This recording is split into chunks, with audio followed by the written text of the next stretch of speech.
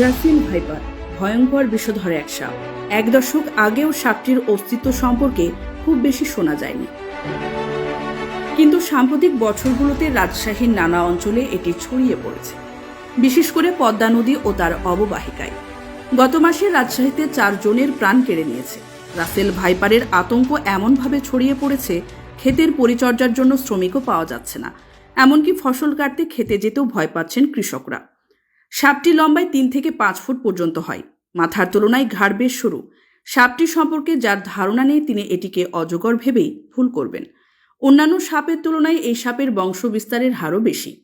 প্রজাতি ভেদে বাংলাদেশের রাসেল ভাইপার 6 থেকে 63টি বাচ্চা প্রসব করে। বিশেষজ্ঞরা বলছে রাসেল ভাইপার স্থলজ সাপ হলেও অনেক ক্ষেত্রে এটি বন্যার পানিতে বা কচুরি পানায় ভাসতে ভাসতে বহু পথ অতিক্রম করতে পারে।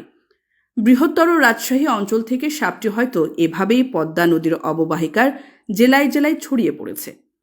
গত 31শে মে রাজশাহী চারঘাট উপজেলায় ধান কাটতে গিয়ে ভয়ঙ্কর বিষধর সাপ রাসেল ভাইপারের দংশনের শিকার হন কৃষক হেফজুল ইসলাম। এরপর সাপটি মেরে বস্তাবন্দি করে তিনি রাজশাহী মেডিকেল কলেজ হাসপাতালে হাজির হন।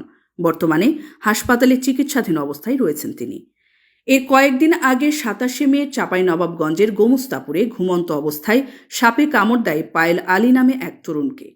দ্রুত তাকে উদ্ধার করে কবিরাজের কাছে নেন স্বজনরা। তার শারীরিক অবস্থার অবনতি হলে উপজেলা স্বাস্থ্য কমপ্লেক্সে নিয়ে যাওয়া হয়। পরদিন তাকে রাজশাহী মেডিকেল কলেজ হাসপাতালে রেফার করেন চিকিৎসক, সেখানেই তার মৃত্যু হয়। অন্যদিকে 6 মে রাজশাহী বিশ্ববিদ্যালয়ের শিক্ষার্থী শাকিনুর রহমান সাব্বিরকে পদ্মার পাড়ে সাপে দংশন করে।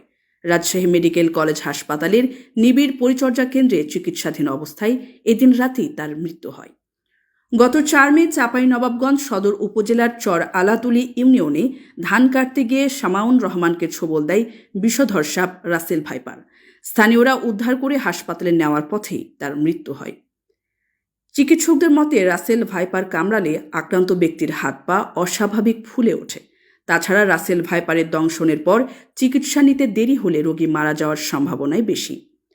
মৃত্যুর কারণগুলোর মধ্যে রয়েছে শক, পেশি প্যারালাইসিস, গ্যাস্ট্রোইন্টেস্টাইনাল রক্তক্ষরণ এবং কিডনি অথবা রেনাল ফেলিওর। চিকিৎসক আরও বলেন, রাসেল ভাইপারের অ্যান্টিভেনম থাকলেও সেটা খুব একটা কাজ করে না। 2015 সালের দিকে প্রথম রাসেল ভাইপারে কামড়ানো রোগী পাওয়া যায়। সে সময় আক্রান্ত হাত পা কেটে ফেলেও রোগীকে বাঁচানো যায়নি। তাই সাপটির কবল থেকে বাঁচতে সচেতনতাই কার্যকর পথ।